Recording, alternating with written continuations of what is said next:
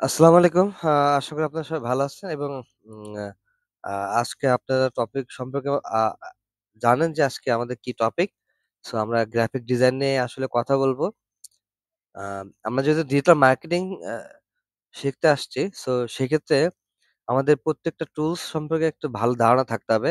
কারণ একটা বিজনেসের ক্ষেত্রে কিন্তু আসলে শুধুমাত্র আ সোশ্যাল মিডিয়াতে পোস্ট করলাম এবং আ আ এবং আ এইটুকু কাজ করলে হবে না। সো এখানে হচ্ছে একটা আ আ কিভাবে হচ্ছে একটা ডিজাইন করতে হয়, সেই সম্পর্কে একটা আমাদের ধারণা থাকতে হবে। তবেই কিন্তু আসলে আমরা কারো কাছে নির্ভরযোগ্য হয়ে পড়বো। কারণ হচ্ছে দেখা যাচ্ছে যে বর্তমানে প্রচুর পরিমাণে ডিজিটাল মার্কেটিং আ কা আ পাবো কিন্তু সেই অনুযায়ী তারা ওইভাবে কাজ করতে পারে না বা দেখা যাচ্ছে যে একটার জন্য কিন্তু আপনাকে হায়ার করবে না।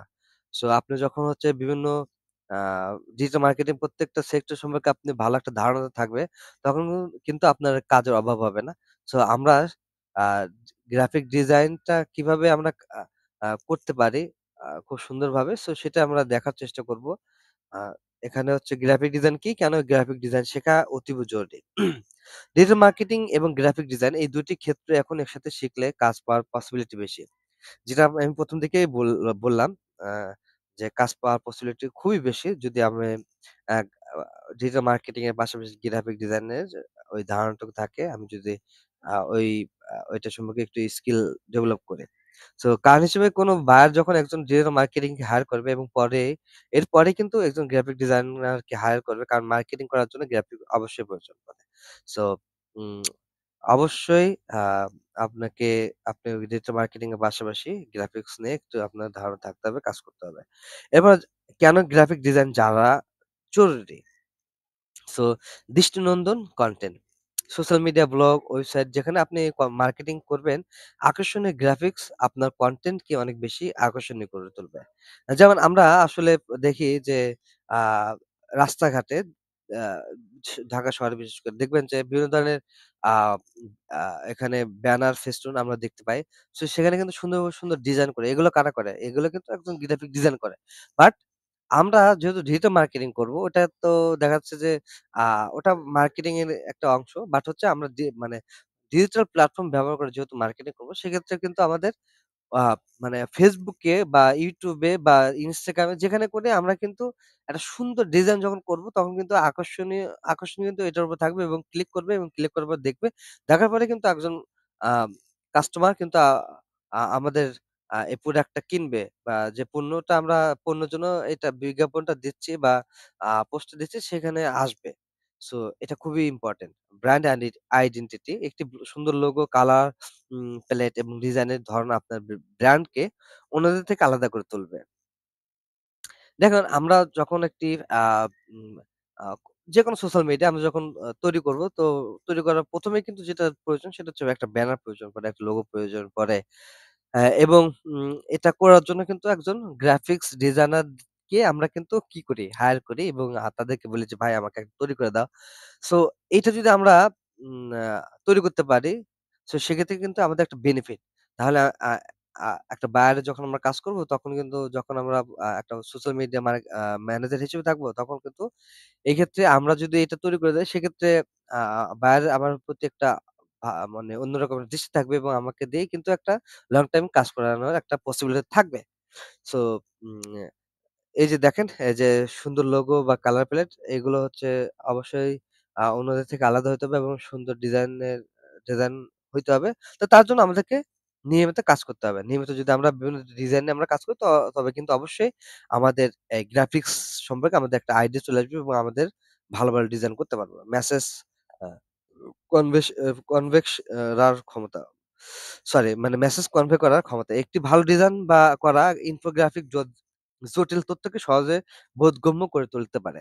যেমন মনে করেন যে আ আমার কাছে একটি ইলেকট্রনিক্স এর একটা প্রোডাক্ট আছে। সেই প্রোডাক্টটাকে আমি আ প্রোডাক্টের একটা নাম আছে। সাপোজ সেটা হইতে পারে আ যে একটা কি আ আ ব্লেন্ডার।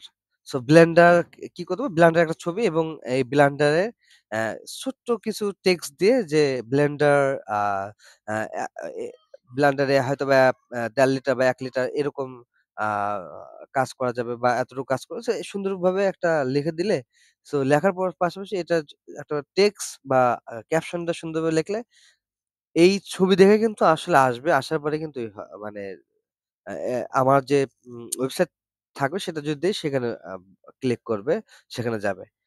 তো এক্ষেত্রে অফারও দিতে পারি, সেক্ষেত্রে পার্সেন্টেজও দিতে পারি। সেটা আ প্রত্যেকটা কোম্পানির যে আলাদা, আলাদা বৈশিষ্ট্য থাকে সে অনুযায়ী দিতে পারেন। ওকে? এবার হচ্ছে কিভাবে শুরু করবেন? Free tools Canva social media graphics, presentation, poster ইত্যাদি তৈরি করার জন্য একটু জনপ্রিয় টুলস। সো Canva র মাধ্যমে আসলে মানে আমরা প্রচুর এখানে টেমপ্লেট আছে। সেই টেমপ্লেট গুলো আমরা আ কাস্টমাইজ করে আমরা আমাদের কাঙ্ক্ষিত যে ডিজাইন সেটা আমরা কিন্তু তৈরি করতে পারবো। এরপর আ জিম, লোগো ডিজাইন, ব্র্যান্ডিং এবং অন্যান্য ডিজাইন করা কাজের জন্য একটি শক্তিশালী টুল। Adobe Spark ভিডিও এডিটিং এবং সোশ্যাল গ্রাফিক্স তৈরি করার জন্য একটি ভালো অপশন। পিক্সআর্ট কাস্টম গ্রাফিক্স এবং ইমেজ তৈরির জন্য একটি দারুণ টুল। Inkscape এটা ভেক্টর গ্রাফিক এডিটিং করার জন্য একটি ওপেন সোর্স টুল। সুতরাং যত বেশি প্র্যাকটিস করা যাবে তত ভালোভাবে শিখতে পারবেন। অর্থাৎ আমাদের কিন্তু আ যেকোনো জিনিস আমরা ১ম দিকে আ হয়তোবা ওইভাবে আমরা ভালোভাবে পারব না। বাট হচ্ছে ওইটা চেষ্টা করতে হবে। যত বেশি আমরা সেটাতে প্রা চে আ প্রাধান্য দেব, চেষ্টা করব তত বেশি কিন্তু আমরা সেই জিনিসটা আমার হবে। ঠিক আছে?